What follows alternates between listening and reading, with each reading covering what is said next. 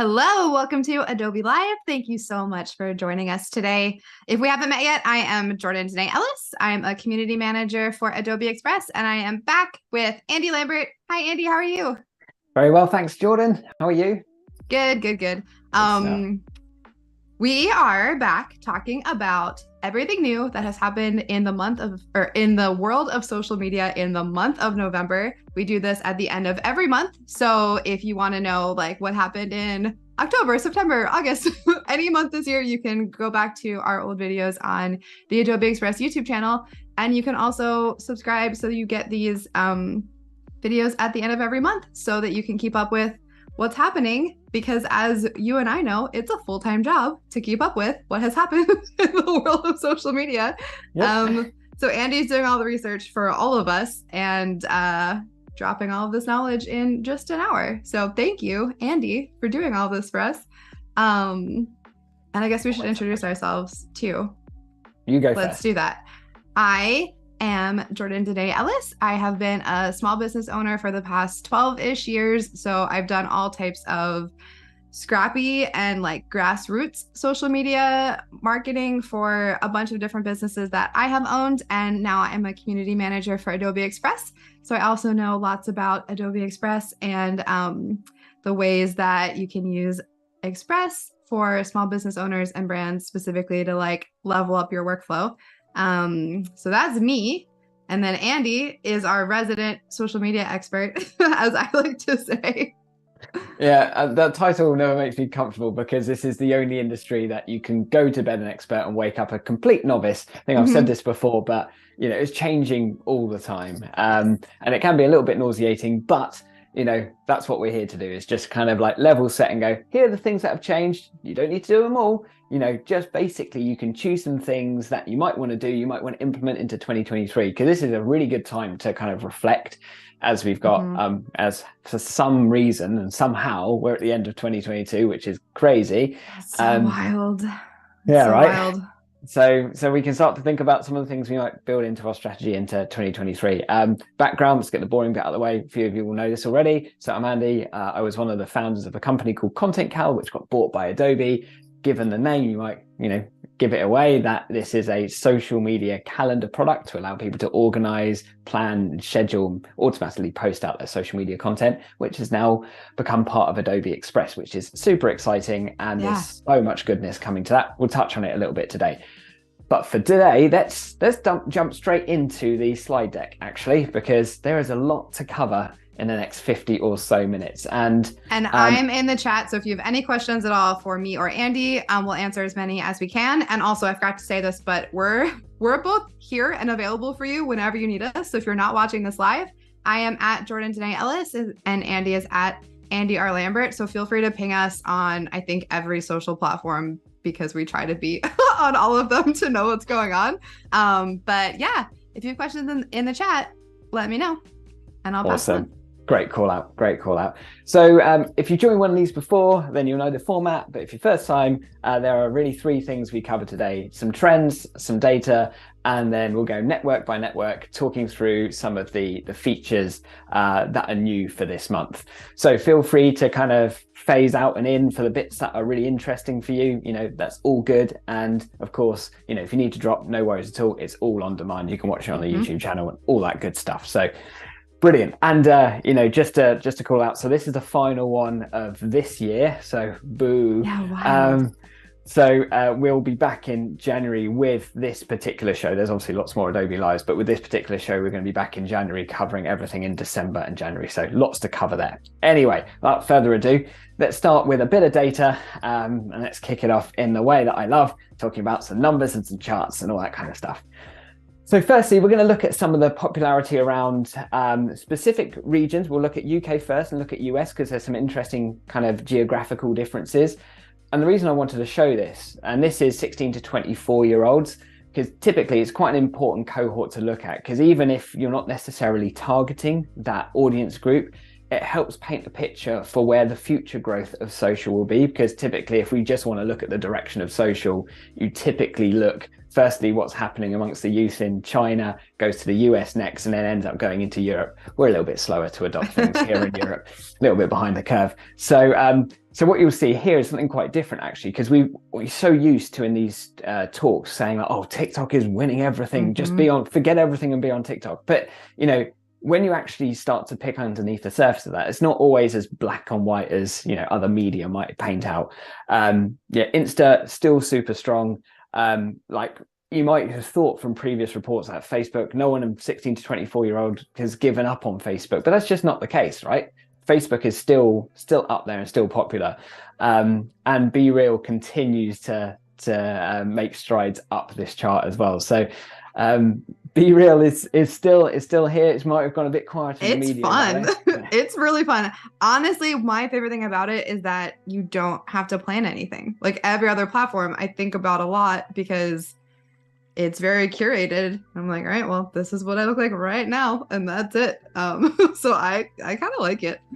That's really interesting because the first time we spoke about it, like 3 months ago, you hadn't used it, and now it's become habitual for you, has it now? It depends. I think I said this on another stream, but if I'm just sitting at my desk, which I am most of the time, I don't just do that every day. So that is the one thing where I'm like, okay, if I'm doing the same thing I was doing for the past 4 days, I skip that. But yeah, it's fun. It's, it's different. Like the feel of it is different, which I appreciate.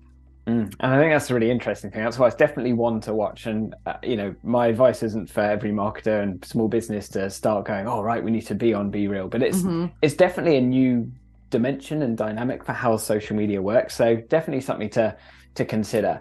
But then when you look at UK versus US, you'll see something very different, because then you're going to see, what we've been seeing over the last few months, which is, the growth of TikTok is absolutely mighty. Yeah. And the fall of Facebook amongst the younger audience in the US is particularly pronounced. Yeah. So, I think that's really interesting when you start to look at some geographical shifts, because this has kind of implications for not necessarily next year, but like as we go, in years down the line, we'll start to see that those that are younger are the ones that kind of end up painting or choosing the trajectory of social media moving forward, which is always an interesting thing to watch. So TikTok, Insta, no massive surprises, still remain hugely popular. Something else that remains hugely popular is Reels. Facebook have been pretty coy at sharing statistics and data pertaining to Reels. But it's clear from everything that we've been talking about for the last year, for sure, has been Facebook and Instagram really want you to do Reels. I mean, really. But it seems to be playing out. Reels played 140 billion times on Facebook and Insta every day. So clearly all of these interventions they're putting in place to, allow you to repurpose Reels, to create Reels at every given opportunity, it's clearly playing out. I mean, 50% increase in from 6 months ago is absolutely massive. So this really does help us think. And the message that we've been sharing for the last few months is, it's going to play a massive part going into 2023. Before we move on, is there anything you want to add on this, Jordan? The only thing that I know we've talked about, individual folks Reels not getting as much, like if you were doing it a while ago, people were seeing like huge, huge numbers, huge views. And then that seems to have not been the case. And I wonder if it's because it is working. So as there are just more Reels on the platform, they have more options to choose from. So it's not like anytime anyone posts a video, you get a ton of views. That's just, I mean, I have no data to back that up. It's just something I've been thinking about because I was late to the game. I was like, oh, I'm not seeing the like huge success that everyone talked about. But I think part of it is because they pushed it so hard, everyone's doing it. So, there are more Reels to choose from to get those views. So they're probably a little more spread out. You're absolutely right. Competition has definitely increased, clearly, given these numbers. Reels still remain the format that gives you the highest reach, highest interaction. So, a really interesting thing to watch. But then let's kind of talk about some trends, because there's some high level data points. But if we go into trends now, I'm not going to talk too much about Twitter today, because I'm waiting for this to play out, because there's too much noise. There's enough noise in the world of social without Twitter. And because we still want all of this to play out first, you won't see much on Twitter today. But the reason I'm talking about Twitter is because one of the side effects of all of the stuff that's been going on has meant a lot of users have migrated away from the platform and found other solutions. Now, you had quite a smile when I just flicked to this slide, Jordan. Well, it's just funny because the chat, as soon as we started and we were talking about BeReal, we got asked if we're on Mastodon yet. So I was waiting to see when it came up. I haven't joined Mastodon because I've just heard it's complicated and I had a busy week, so I just didn't. I joined Hive though as like an alternative. So there are a lot. I mean, if anyone is on Twitter, I feel like the past couple weeks have been 80% people talking about where they're going instead of Twitter, even though the platform is still there. So yeah, I'm curious in the chat if anyone has joined. Have you, Andy, joined any of the other? I have not. No, I am just reading about it. Just watching what's happening. Yeah. I mean, it's one of those things that it's easy to get FOMO around this, and it's easy to get carried away by the media storm. And it's an impressive story, no doubt. Like when I first heard of Mastodon, they'd literally just passed 1 million users, and 3 weeks later they were past 7, and I don't know where they are. You know, that was 2 weeks ago when I last saw that. So it's amazing growth, but it's tiny compared to the rest of the platforms. So it's like, it's an interesting thing to keep an eye on. But I think the trend underneath this is the bit that I think you and I, Jordan, will definitely jive with, which is it feels much more kind of micro community orientated. Yes, there is the kind of broader town square orientated sharing where anyone can discover it, but actually it kind of feels like Discord plus Twitter.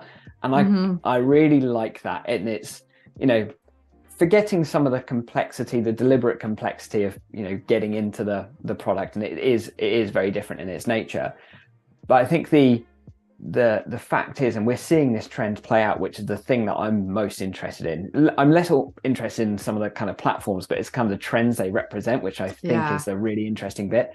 And we've spoken about this before, that there is a shift to more micro communities, like trust in like big in news, in media, in corporations is at an all-time low right now. So people are seeking, you know, peer support. They're seeking like the guidance from a smaller community. And we're seeing this playing out, like we said, I think we covered this last month with the growth of like Reddit and Discord, particularly in younger demographics. And Mastodon's another example of this, where we want to find our tribe and kind of stick with them, find those kind of memes that only like we know amongst our little communities, so we feel like we're in a safe space. So I'm really excited about that. But it goes to show that potentially what we're seeing is like a fragmentation of social, where the big like behemoth platforms, the monolithic platforms, potentially, you know, we're going to see, you know, an explosion of different and smaller networks. That means more complexity for marketers, but actually it creates, you know, as we talked about, and as we talk about all the time, actually, more opportunities to work in collaboration with creators, with those communities. And I'm quite excited about that. But we'll see where it goes. And I think, like you said, it's just another way to really think about where the people you want to connect with are, and they probably won't be everywhere. So it does take a little more work to find where the people you want to talk to exist on the internet. But then once you find that space, it makes everything easier. And another thing, I've done this on other platforms too, is sometimes I make an account just to like save my handle, and then my bio will just be like, not hanging out here yet. I'm on Instagram or whatever. I might do something like that too for now. Like that way, if the trends don't go the way I expect, I don't have to like invest in another platform. But if they do, then at least my handle will be there. So that's one thing you can do too. That's a really smart idea. Really smart idea. And I think like my guidance, if you're a small business solo marketer, is like, don't feel like you need to be on this right now. But you know, we'll continue talking about it, and we'll continue keeping an eye on it. But given the overall numbers at a broader perspective are still pretty small, and I think there's a lot to shake out as a result of all this kind of Twitter changes. So yeah, Hive, Mastodon, plus a myriad of others. Yeah, it's an interesting time. So 2023 is going to keep us on our toes, no doubt. Something that's keeping Google on its toes, however, is this. Sorry about the horrendous slide. I didn't really have a graphic to show here, but this is just a report I was reading, so had nothing better to put on a slide. But the overall message here is that, as you can see here in the kind of bold text on the right, this is massive. It's probably one of the biggest like macro trends we're going to talk about today, which is people shifting away from search to social, increasingly so. And they're doing so for a bunch of changing reasons. So a lot of them remain consistent, but there's a couple of things that, you know, we want to call out. So this is why, you know, people typically use the internet in broad sense. We're going to touch back on search in a second. So number one, finding information, as you would expect, right? Pretty obvious. That makes sense. Yep. And the thing that's kind of grown the quickest in the last 4 years is, you know, finding new ideas and inspiration. Now, calling this out, this is where search is terrible, right? Because Google search is dominated by those who can game SEO.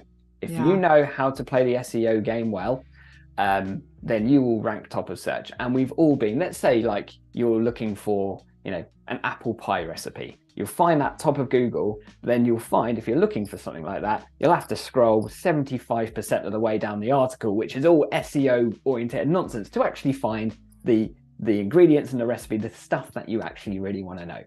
Literally did that last night. It made me so mad. And it's frustrating. It's a poor experience. It's a poor experience because it's all gamed. And increasingly people are getting fatigued with that. But it also, search is only good when you know what you want. I want to bake an apple pie. Great, search is fine. But actually, when like you need inspiration, you're at a kind of creative dead end, you're stuck in a rut, search is no good for that. So increasingly, that's why we're seeing social start to take over. Now, as you'll see in this chart here, actually at the bottom one, let's start with that. You'll notice that social, which is the pink line here, for younger demographics, is the go-to place. So they will go to a social network, predominantly Insta or TikTok, to discover, you know, find new inspiration. But interestingly, this chart in particular is about brand discovery. So where people, and particularly Gen Z, go to find out about brands, they're going to orientate towards social first. But the bit that is very interesting, you'll see the gap is closing big time from all internet users. Increasingly, the kind of upshot here is that people are going to social ahead of search to find not just inspiration, but also, you know, product orientated information, and particularly brand discovery. So I think that is very interesting. And when we talk about some of the changes that the platforms have made, you're going to see some of the things that they're doing to address this trend. And I think this one is absolutely massive and really significant for those that are kind of investing more in social rather than search. I'll stop talking for a second. Well, that makes a ton of sense to me. Just thinking about it, like, I don't think I've ever gone to social media to search for something. Like, I've never been like, oh, I want a new hoodie, let me go to Instagram and like search a hoodie. But I have found, now that I'm thinking about it, probably every new brand that I have bought from in the past 3 years, especially because during the pandemic, I wasn't like shopping in person. So I think every new brand that I know about is from social, either being recommended an ad or someone I know posting about something and then following them. Like, I'm trying to think of the last time I discovered a new brand that I liked from a search engine, and I can't remember the last time. So that, I mean, I Google Maps, like, you know, restaurants and stuff a lot, but even that, I feel like I started following, you know, the city I live in. I started following Instagram accounts that post about places to go in my city.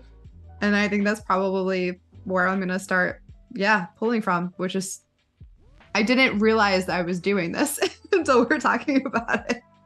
Yeah, it's one of those things. It feels natural and intuitive to you. You just don't like stop and think about it. I mean, you know, don't get the fact that I'm saying this means that like SEO is dead and no one needs to care about Google. I mean, it's still like, look at the numbers here, even in both demographics, it's like basically 50-50. But that's still a ton of people. So but the trend is generally in social direction, which is fascinating.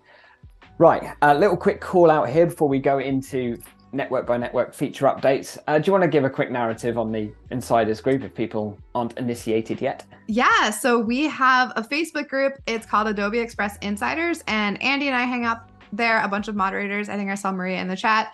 So it's a great place to, one, just learn more about Adobe Express and share projects, but two, also like ask questions to people who know either the product more, or also folks like Andy and I who talk about this and social media, and to like, if you have a question about a strategy that you have or a post that you made, to like get feedback on, you know, whether it looks the way you want it to, what other people think about it before you post. It's a really helpful group. There are 100,000 people in there right now.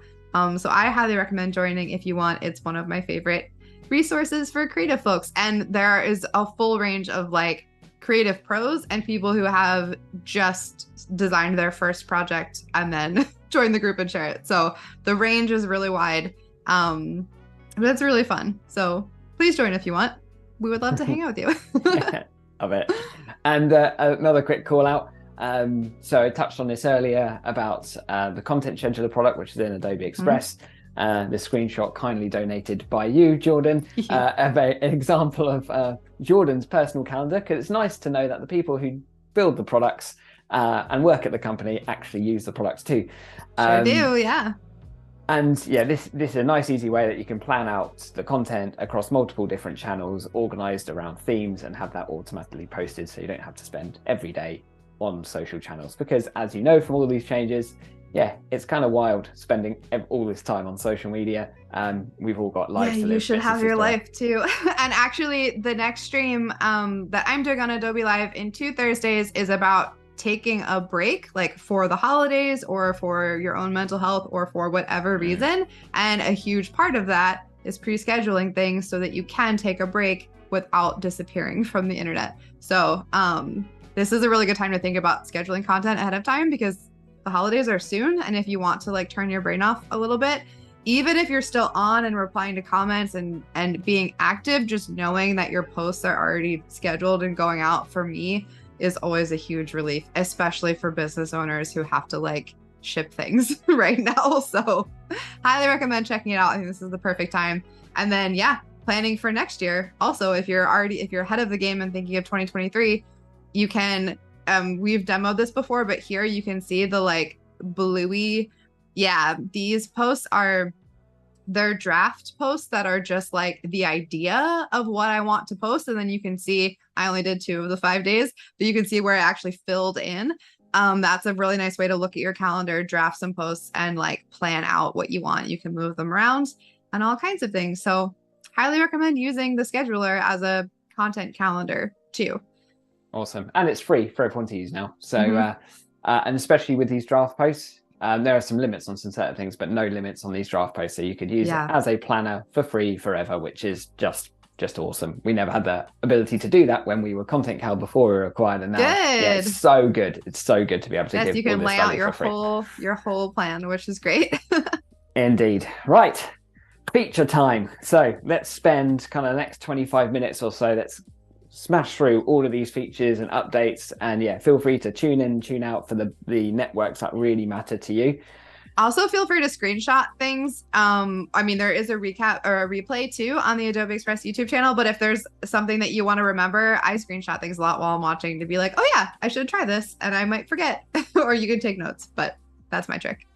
Awesome. Love that. Right, cool. Let's start with Insta. I'll tell you the feature and I'll give you the kind of reason I think it matters, and then we'll move it on. First one, if you're a creator, this does have a limited audience, because you're going to need to have 10,000 followers plus, which most of us aren't good enough to have that. Well, I'm certainly not anyway.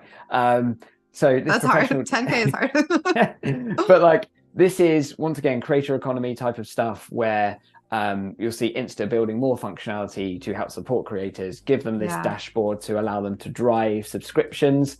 What this means for us, for us mere mortals that don't have 10,000 plus, it means that what this is going to do is bring more creators to start really that do have that requisite number of followers to start building their audiences on the platform and taking it real seriously, building their communities. And that once again gives us an opportunity to work with those creators and those communities to build content together.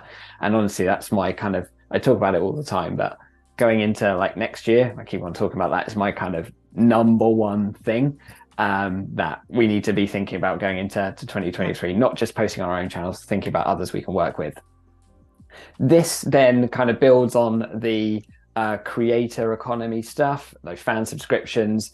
So the ability for those community members to send a virtual gift, which ultimately has a monetary value for the creator, a way for those audiences really to kind of recognize that value. So lots of stuff, lots of investment in this creator orientated part of the product.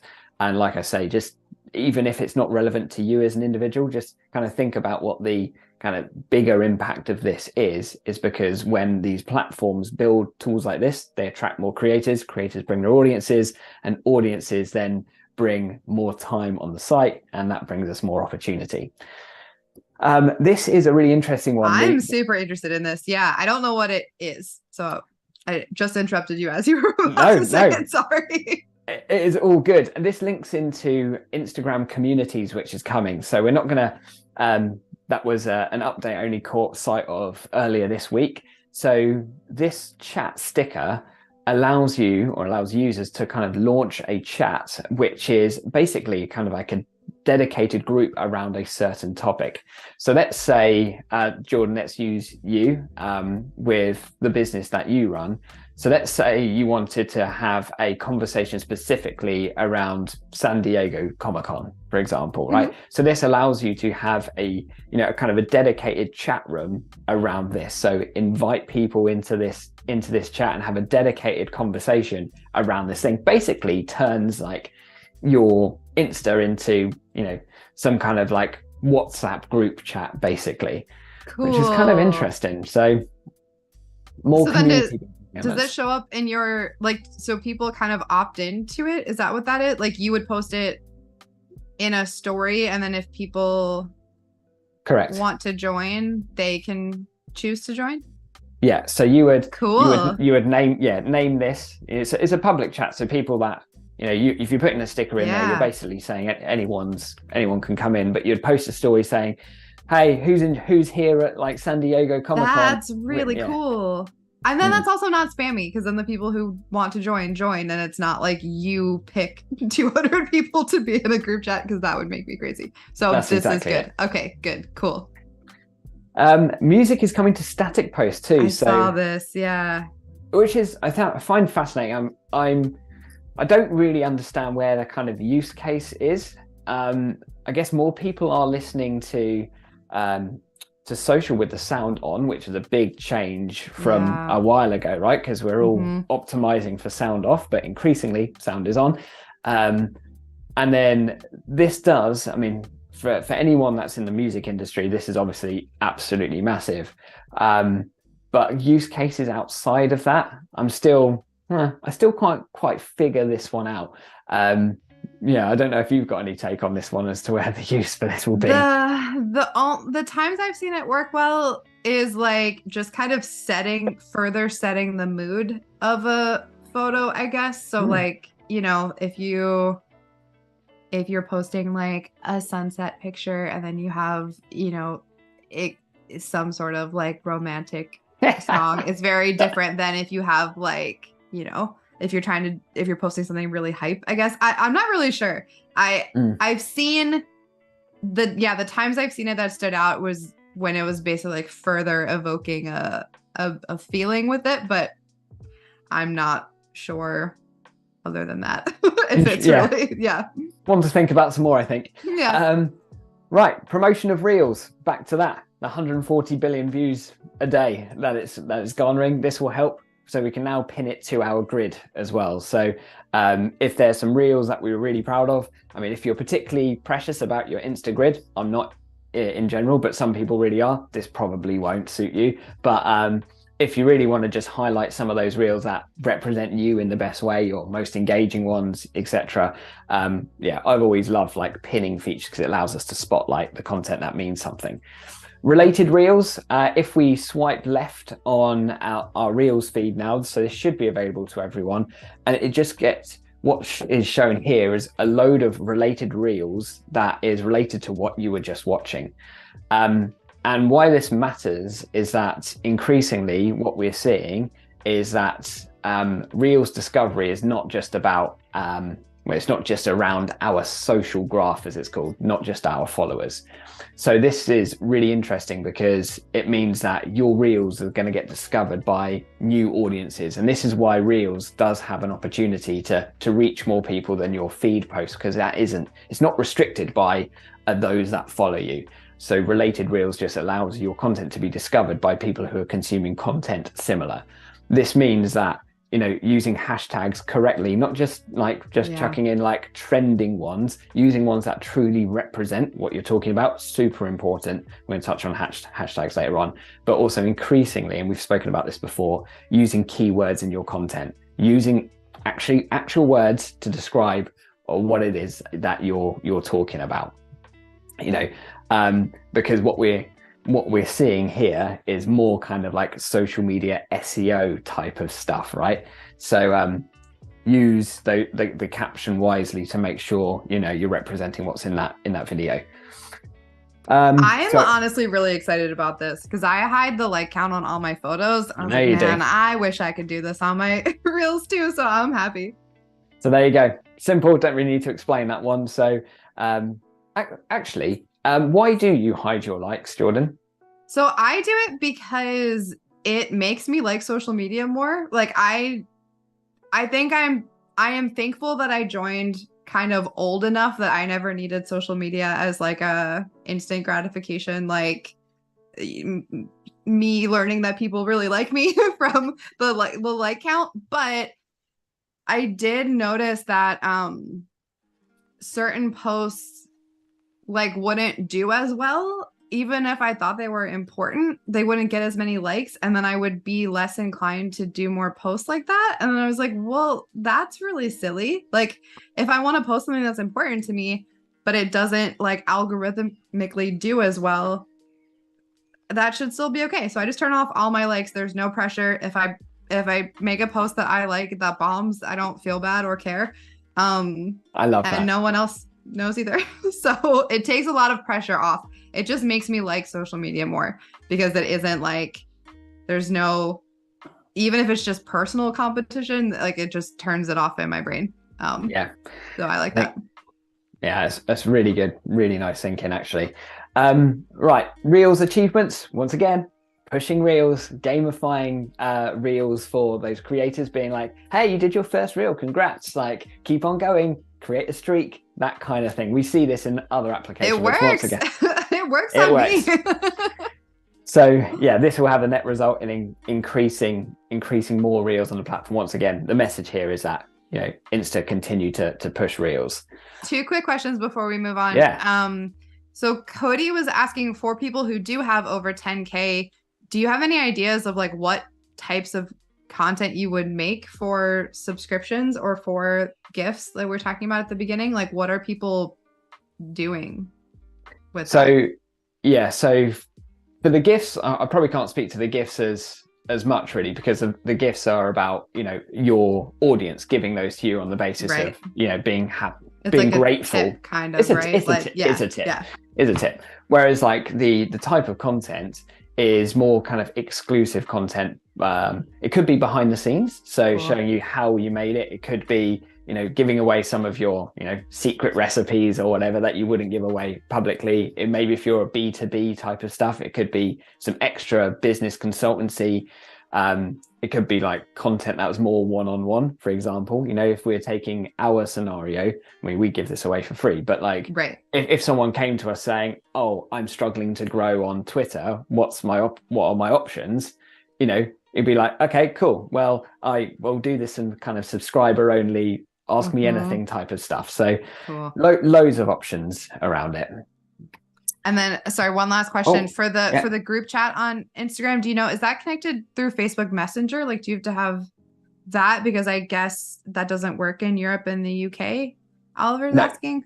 Okay. No, it's not related to Messenger. It's its own thing. Yeah. Cool. It will be, not everyone's got access to this yet. It's rolling out slowly, and it links to a new feature that's coming out very soon called Instagram Community. So it's just going to be focused totally separate. Cool. Yeah, thank you. No worries. All right. Conscious of time, I'm going to need to start blasting Sorry. through some Sorry. of these. No, you don't apologize. But yeah, split test video thumbnails on Facebook, super useful. So we can actually set the video thumbnail, split test it, so we can See choose what's actually better. the I A like or it. exactly. Nice and easy. Professional mode is available to all. I think you might like this one, Jordan, because Yeah. we're seeing more professional modes. Like Twitter have their own pro mode. Obviously, you've got creator mode on LinkedIn. Yeah. Facebook are now bringing it to the party. And basically, what it is, it's kind of like the mashup between a company page and a personal profile. Personal profiles are no good for business because, you know, we've all got our kind of legacy personal profiles with photos that we never want anyone to see again. Sure do, don't we? We all got that. But yeah, in this scenario, this is like, you know, you're a brand, but you are yourself. So really, it's kind of like your personal profile, but mashing that up. And what that means is that you get all of the kind of businessy orientated goodness, which is around like audience sizes, analytics, top performing content, really all of that good stuff that you need if you're a creator taking this pretty seriously as your own personal brand. Yeah, so you get all the tools that you need like a business without having to compromise yourself. Do you know, is this like, is this a whole, you start a new page, or do you like convert a personal page into this the way LinkedIn creators is? Do you know? That is a good question. I haven't done it, so I don't know. Just curious. But yeah, it has rolled out to everyone now. So a quick Google search of this should be able to see you right on that. Yeah, we had a question in the chat about like scheduling personal Facebook, and you can't do that through Scheduler, but maybe this could be a good alternative for folks who don't have a business page. Yeah. Really good call out. Yeah, definitely that. Facebook group prompts are coming. Fun. Yeah. You'll like this. So yeah. Basically, if you know, as it suggests, if you're, you know, you want to stoke engagement in a group, you know, the group that you run brilliantly with a bunch of others, 100,000 members, amazing. But of course, stoking engagement is still a hard thing to do. So introduction prompts, as people join the group, they're like, that a lot. Yeah, you know, that kind of thing. So, you know, get started, intro yourself, you know, really stoke engagement in that group, which I love. So Facebook really still continue to invest in groups, and, you know, I'm still very encouraged by Facebook groups. Yeah. Twitter, I could talk for an hour about this, and I'm sure, but the reason I'm not is because there's still a lot. I mean, I saw something that Elon put out, like about 10 slides related to like the future of Twitter, but we know that has a tendency to change. So I'm not going to contribute to the noise. Wait until things stabilize a little bit. Yeah, when we know the features that we really need to know. Cool. But for now, communities has come to professional profiles, so we can see the communities that we're part of. So again, you know, Twitter, as like Facebook, investing heavily in communities. I don't see much growth on this at the moment, but, you know, if you're on Twitter and you have an audience, this could be something to kind of optimize your Twitter game. I wouldn't personally, if you didn't have a, you know, Twitter profile at the moment, like do this, but if you do, this could be a good thing. But once again, just as we're saying with Facebook, more of the kind of professional orientated parts to go around us as a personal brand. And we're going to see more of this, like whether you're a creator or not, more kind of personal brand representation and more tools to help support and grow our personal brand. Even if we work within a business like Jordan and I do, you know, we still operate as like, it makes me feel a bit icky just saying, as, you know, Jordan and I are personal brands. I don't like it, but you know what I mean. It's the vocabulary we've all agreed upon as the way we describe this, but yes. Exactly. We all know what we're saying, but even if it does not sound great. Yeah. There's some good stuff over at LinkedIn. So I've been on LinkedIn a lot lately. I'm into it. I like this platform. Yay. You've converted me. Welcome to the platform that no young people use. Yeah, so a couple of good things. So LinkedIn auto carousels. So if you're uploading multiple images, they've typically looked horrendous on LinkedIn. This actually confused me a couple of times because I'm used to it looking like a grid. And so people were like, check out these slides. I was like, there aren't slides. Oh, you can scroll now. So you can scroll now on LinkedIn. And the cool thing about this, so multi-image posts are working so well, get 3 times the amount of click-through, get incredible engagement rates. And I did a little test. You saw it, I think it was earlier this week or something. Yeah. And oh my word, the engagement of that was insane, because every single click, as in someone clicking through to the next slide, so it's a carousel, we know what carousels look like, but every time someone clicked through to the next photo in that carousel counts as a click, counts as engagement. So then LinkedIn go, oh, it's getting lots of engagement, let's push it to more people. So it's kind of a little bit of a killer, because I spend a lot of time building content for LinkedIn and my videos and all that kind of stuff, but it outperformed it by about 400%, just a simple carousel I did. So either way, that could be a little tip for you. This is really cool. Forgive how narcissistic this looks, but this was sent to me from someone else, because someone had engaged with my content and they got this little thing in their feed saying, check out other posts from Andy. Like, there is no other platform that allows you to find and explore more stuff. It goes to show about like having some degree of consistency on a platform. So, what I'm finding is that the lifespan of a LinkedIn post, and this is why I love LinkedIn, is so much longer than everything else. You'll get engagement 3 days after you posted it too. And things like this are helping kind of spark a longer tail of engagement, which is super cool. This was a LinkedIn carousel I saw, and oh my word, it was stacked full of goodness. It was an unbelievable bit of research. So if you're on LinkedIn, you're probably going to want to pay attention for the next 2 minutes, because there is some gold dust in this. I'm paying attention. I'm already saying things I don't do. Yeah. So number 1, post frequency. The main change with LinkedIn is that this has been about for a while, is that the more you post, the worse it gets. So the best thing you can do is leave a good gap between posts. The maximum you should do in LinkedIn over a week is probably about 3, because you need, you get so much engagement on day 2 of your post. Having another post in there, both posts kind of they bump into each other in the feed. So don't post too much, which is nice. This is good. Thank God, we love to hear this. Cody literally just said it's good to know that they last longer, because the constant battle over other platforms and being in the feed is tough. So everyone try out LinkedIn. Exactly that. So the first 90 minutes is critical to the performance of your post. And I don't apply this logic for every post, but there are some posts that I really want to do well. And if that's the case, I babysit those posts. So for every single interaction, I'm immediately responding to it, that kind of thing. But I'll only do that for those very special posts that I'm like, I really want lots of people to see this. But it's great to know that you've got like a tactic where you can go, this post needs to fly. So first 90 minutes, make sure you respond to every single thing. So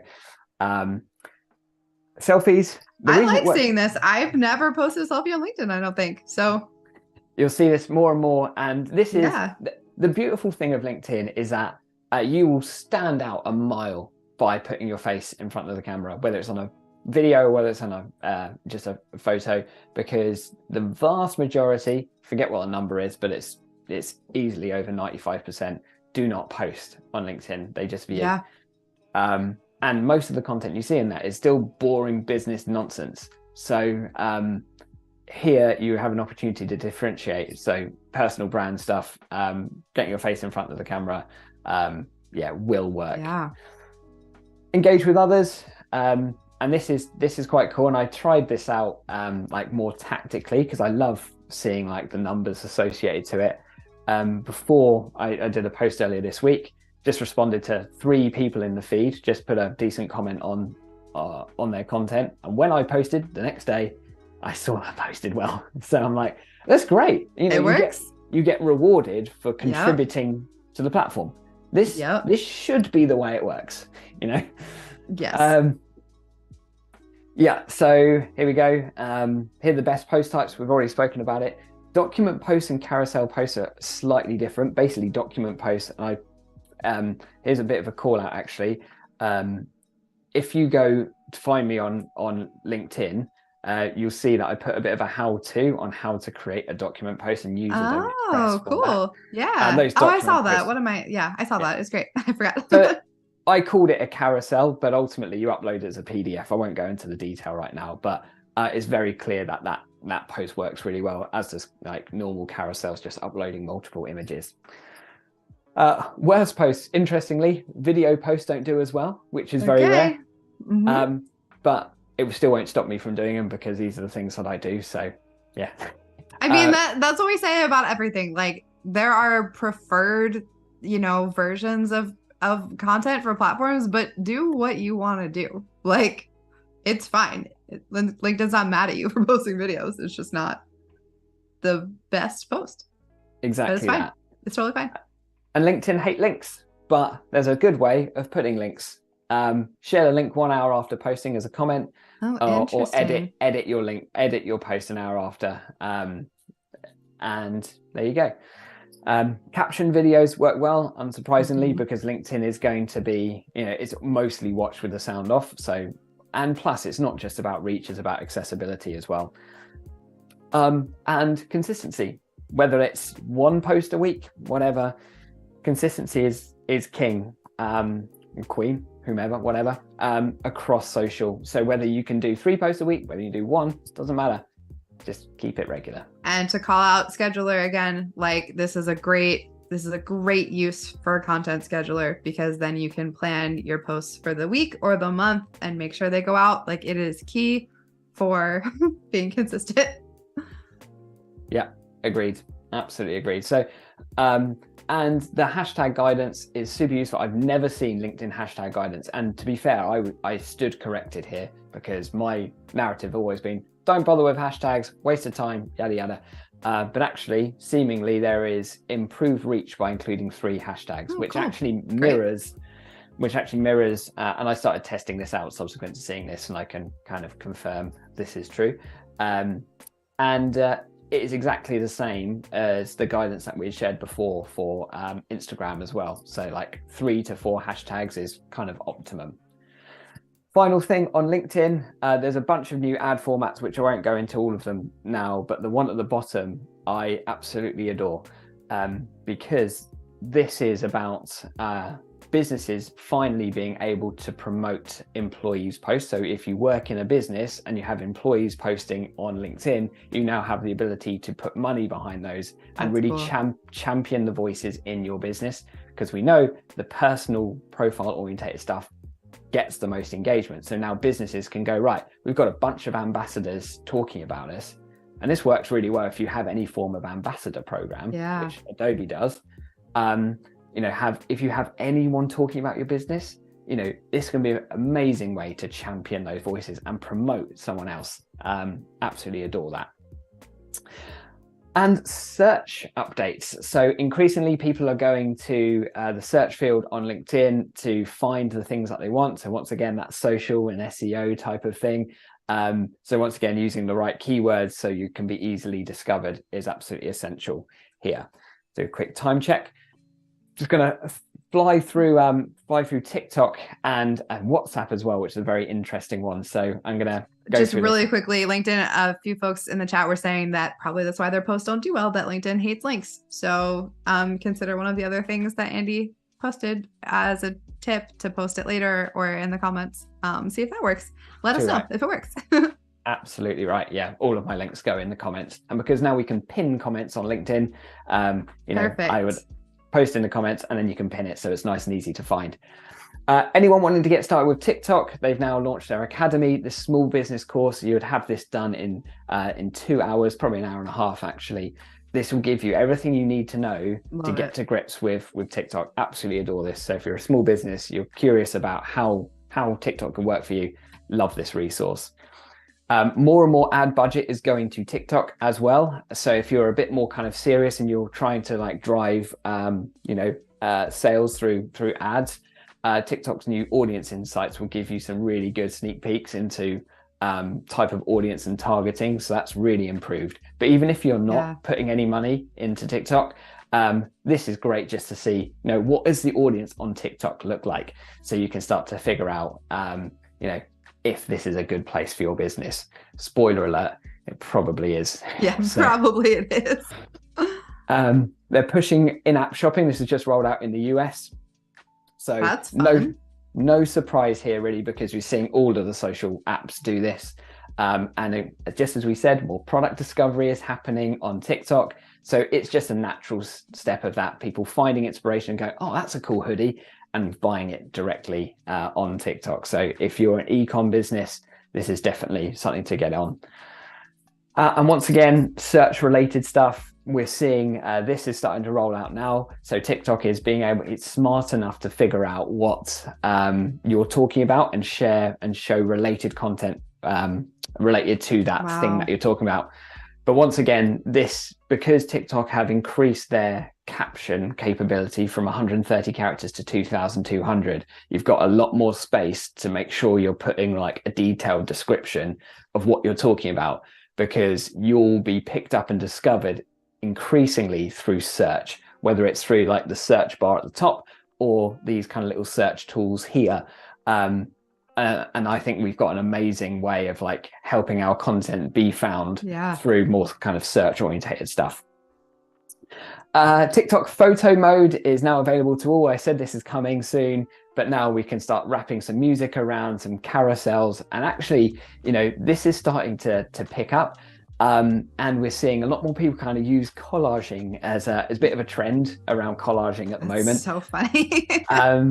And I was like, how will this work with the TikTok experience? But yeah, it seems that it's picking up pretty well. Not everyone will have access to this functionality yet, but just goes to show that it gives us, even if we're not happy being on video, it gives those an opportunity to get onto TikTok without having to be comfortable with video. Yeah. Let me do this very quickly. YouTube multi-person live streams are here. Once again, collaboration with creators, super important. YouTube, I believe, is going to have a massive 2023 as a result of YouTube Shorts, where we're seeing 20 billion Shorts views every single day. Absolutely massive at the moment. And this is going to drive this big time. So if you've got a smart TV or a connected TV, whatever you might call it, so much of YouTube's traffic comes through that, and they're rolling out YouTube Shorts here. So, you know, if you're browsing YouTube and just browsing on your TV, where a lot of YouTube viewership happens, this means your Shorts content has a brand new place to get discovered. So 2023 is going to be big for YouTube Shorts. Product tags are coming, e-commerce and all this stuff. So yeah, a huge amount of e-com stuff. So I think YouTube and TikTok are really going to go toe to toe. And they're improving. This is very nice. Yeah, you would hope.